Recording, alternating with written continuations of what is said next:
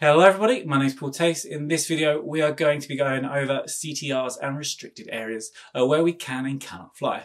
Now I've done a video about the Drone Assist app which pretty much covers this, but I've still had a bit of confusion. Basically when we're looking at the Drone Assist app, we're going to have restricted areas and CTRs, and they're all going to come up red, and we want to know where we can and can't fly and where we need permission to fly.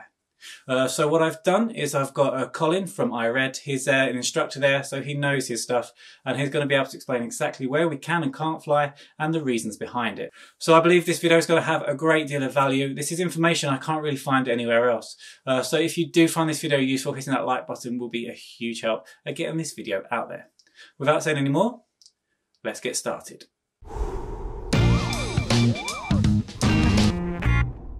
Okay, hi guys. So I'm joined here with Colin today. He's from iRed. I actually come across Colin when I was taking my A2 CFC. He is the chief instructor at iRed, I believe.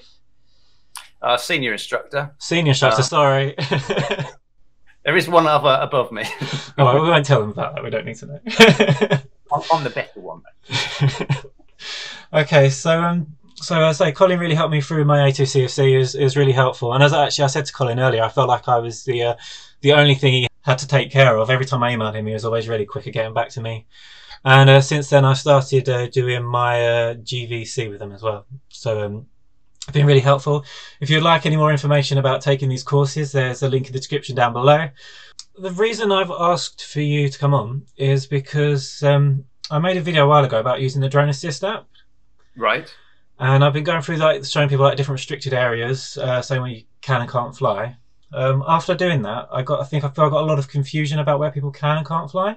Yeah. So I think the biggest confusion is the CTR zones, because they're red on the Drone Assist app, and when you look through it, it says it may be prohibited or illegal to fly in this area, and that's the same as like restricted areas. Yeah. So I was hoping to get some more in-depth details about restricted air zones and how they differ from CTRs, how different they are, and if you are allowed to fly in them. So, yeah, absolutely. I mean, let me start off by saying CTR, for those that don't know, is a controlled traffic region. Now, these are areas of 3D airspace that are set up around busier aerodromes. Okay, so you'll see them around places that we know is an airport. So it's generally where we would go normally, back in the good old days. Remember when we used to go on an airplane on holiday? Those sorts of areas, so busier sorts of aerodromes. Okay, and these are to protect the aircraft whilst they are taking off and landing. Okay, so that's what a CTR, that's the purpose of a CTR. And the thing to remember about CTRs is that that airspace is controlled, and that's what the air traffic controllers will be monitoring at all times. So it is an area of airspace where there is greater hazard to people who are flying, whether it be a drone or manned aviation. That's where there's a greater risk. And that's why when you're operating in these areas, and we'll go into in a moment as to whether you can or can't operate in these areas, but when you are operating in these areas, you need to be extra vigilant. That's what it means, because the likelihood of coming across other aviators, okay, so manned aviation, even other drone pilots, is likely to be greater, okay, because there's obviously going to be a lot more activity in the airspace around a busy aerodrome. And that's what the CTR is there for. And I've got an aviation chart here, okay, and we can see on there the CTR that's around Gatwick Airport. So you can see there's quite an airspace there that's actually being monitored, okay. Yeah, it's a huge area, isn't it, the CTRs? It is a very large area, and what we've got to remember is that this will be from the surface up to a designated upper limit, and in this case it is 2,500 feet. Okay, so that's the upper limit. They will change, you know, different airports will have, or sorry, different CTRs will have different upper limits, but in this case this is 2,500 feet, so it is a large area. But if we look at the shape of this, that doesn't look anything like a flight restriction zone, does it?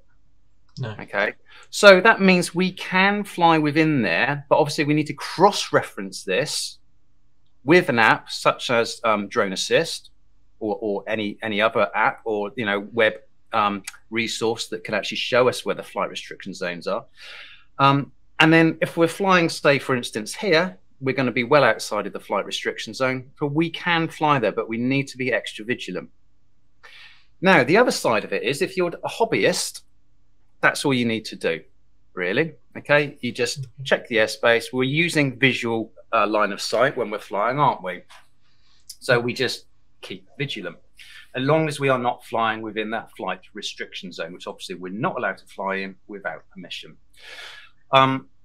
So if I was a commercial pilot operating in that area, I would probably risk assess it and then decide whether or not I was going to let the aerodrome know of my activity before I actually do the flight.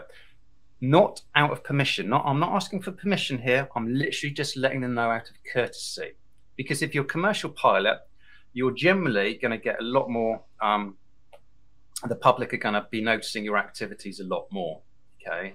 So the last thing you want is for someone to report a drone being flown close to an aerodrome and police turning up and the airspace being shut down. We do not want any repeats of the Gatwick and Heathrow incidents, do we? So it's a lot of paperwork. It is a lot of paperwork, and it is just a case really of keeping those lines of communication open so that everybody knows what we're doing as a commercial remote pilot. And so if the police do get a report of someone flying a drone close to the aerodrome, the first thing they're going to do is phone you up as a remote pilot because they know you're operating and saying, is your drone in the air at the moment? Are you where you're supposed to be? And then they can eliminate you from their inquiries, okay? Because there may be someone else not far away who actually is flying illegally or doing something silly or crazy with their drone, which warrants, you know, investigation. So this is the thing with CTRs.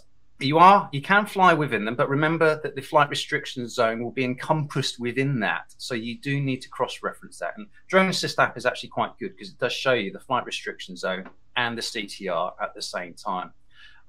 So that's really the thing about CTRs. It is busier airspace. If you're flying within it, okay, you may attract more attention, more unwanted attention, so to speak. So you just have to be sensible, really. Obviously, just be aware of other aviators that are around, and also how the public might react to you flying in an area. In which case, obviously, log it with the local police. Okay, some police forces like you to do that by phoning 111. Others like you, they have a direct telephone number, or they might even have a website that you can go to and just get a reference number.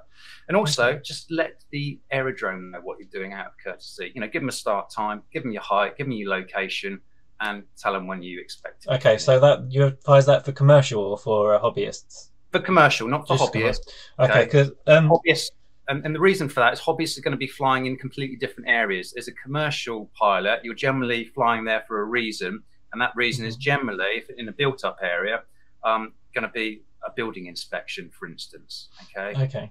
You're going to be flying in a different area, whereas as a hobbyist, you're generally going to be flying in much more open areas, which are a little bit more rural.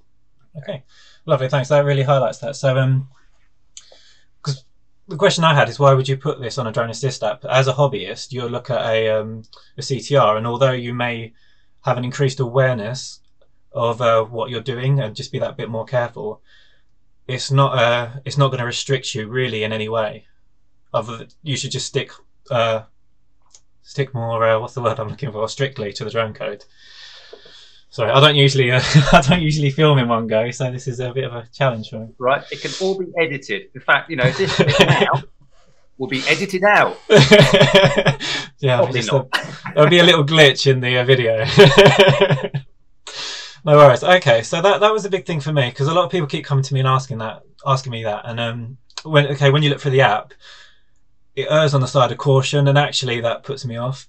When I was looking at flying in New Year, I wanted on New Year's Day to be the first pilot to legally go and fly my Mini 2 at the Tower of London, just outside. And then you look at all these air zones, you look on the DJI Fly app, and it's got like altitude restrictions. You go on Drone Assist, and then the reason I didn't do it in the end was because of the Notams. Maybe that's something I could get you back for another video, talking about flying in London with smaller drones. It's yeah, absolutely. It seems a bit of a minefield, and it's something that a lot of people seem keen on doing. So yeah, no, absolutely. That's a subject in its own right. Absolutely.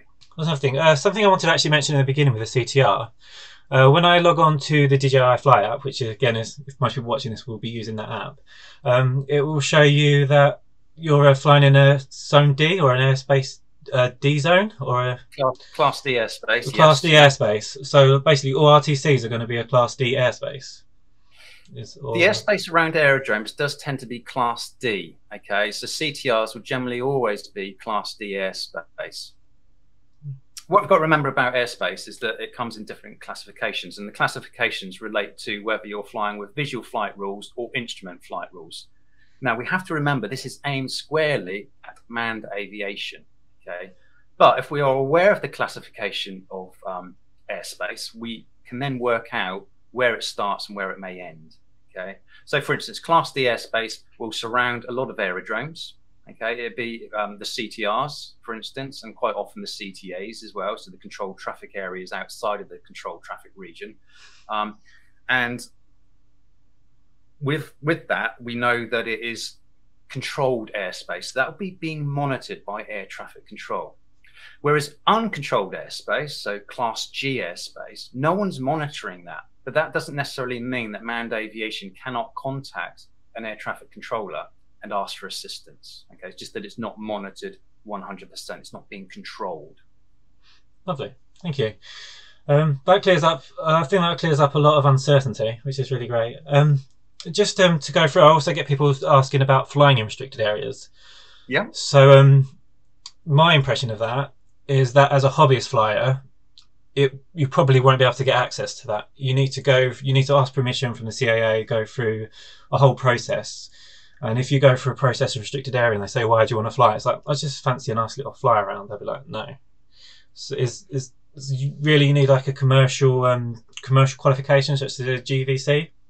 You're more likely, yes, sorry, you're more likely to get permission if you have a commercial reason. You don't necessarily have to be a GVC remote pilot, because obviously with the A2CSC, we can go and earn money. So long as we are insured, then that's fine. But what we've got to think about with restricted airspace, okay, is that there's three types of restricted airspace. Okay, so you have danger areas. Okay, these are areas that are generally used for military training areas. Then you have your prohibited areas, and there's only a couple of those in the country. Is that like Dartmoor? No, Dartmoor would be a good example of a military danger area. Okay. Prohibited areas, they're basically up in Scotland, Faslane, where the nuclear submarines are kept, basically. Okay. So they are prohibited areas. Okay. Yeah. And then you've got restricted areas. Okay. And these will be things, again, about around establishments where, you know, people don't want you nosing around, basically. So, for instance, down in Plymouth, obviously we've got Devonport, which is a big naval dockyard. That's got a restricted airspace around it. Now, restricted airspace doesn't necessarily mean that you cannot fly there, but you do need to get permission, okay? And the permission granted will be based upon the reasons why you want to fly there in the first place. Okay, that makes sense. I just wanted to quickly ask Colin about Notams as well. And basically, a lot of them seem to be attached to Notams. Now, Notams are notices to airmen. So you should follow the Notam instructions for that particular area. Now, Notams generally will have a date and a time attached to them when an activity is taking place. And this could be, for instance, for a Met Office balloon release. Okay. It could be for another UAV flight, okay, generally related to research and development to do with the military. There's any number of reasons why there might be a Notam set out. But if you're operating outside of their times, then the Notam is, you know, the Notam doesn't have any effect on you flying. But the other thing about the Notams is that generally there will be a contact telephone number. So you can actually physically phone someone up, talk to them, ask them about what they're doing, tell them what you'd like to do, when you'd like to do it. And, you know, you can arrange or find out at least a window of opportunity when you may be able to do what you need to do. Lovely. Okay, so I think that should pretty much clear up everything we need to know in terms of where we can and can't fly due to restriction zones. Cool. All right, Paul. Well, hopefully that's good for you. Yeah, no, that's really great. I really appreciate that. to do. Yeah, thank you very much for inviting me on to do this. And yeah, if there's anything else you need from us in the future, then yeah, just shout really, and we'll keep our fingers crossed that it all goes well for you. Lovely. Thanks for your time. Until next time. Yeah. See you later. Bye. It's fine. Now that Colin's left, I just wanted to mention, it might embarrass him saying it in front of him. When I did take the A2CFC and did the test, he actually came in on his time off on his holiday, so I could do that test when it suited me. And that was before even I was a YouTuber. So I just wanted to draw attention to that. They have put that extra effort into me, they've put that extra time in, and they've made me feel really valued. And it's why I feel they're so approachable and I can go back and make videos like this. So just a huge thank you to iRed for making me feel so welcome and valued. Okay guys, so I thought it'd be useful just to do a quick summary. Now I've been talking about the Drone Assist app a lot. I don't want to go into too much detail now. I've done a video about this before, so if you'd like to know how to use the Drone Assist app, I'll leave a link in the top right hand corner now or in the description down below. But basically, if we're looking at CTRs, we can fly in CTRs without any permission needed. If you're on the Drone Assist app, if you click on the area, it will tell you what kind of restriction it is. So basically all red zones on the Drone Assist app will pretty much be your restricted areas, apart from the CTRs. So you can fly in CTRs without permission, but you cannot fly in flight restriction zones without permission. It's also worth pointing out that you will get flight restriction zones within CTRs, and these will be obviously the red areas marked on the Drone Assist app. Okay guys, so that's it for this video. Hopefully that's cleared up any questions you have. If you do have any more, please leave them in the comment section down below. If you found this video useful, hitting that like button is a huge help to me as a creator. It's particularly important with this video if you want more like this, because it's a bit of an experiment. So by liking this video, you'll help it do better, and there'll be more like it in the future. So that's it for this video guys, and I hope to see you in the next one.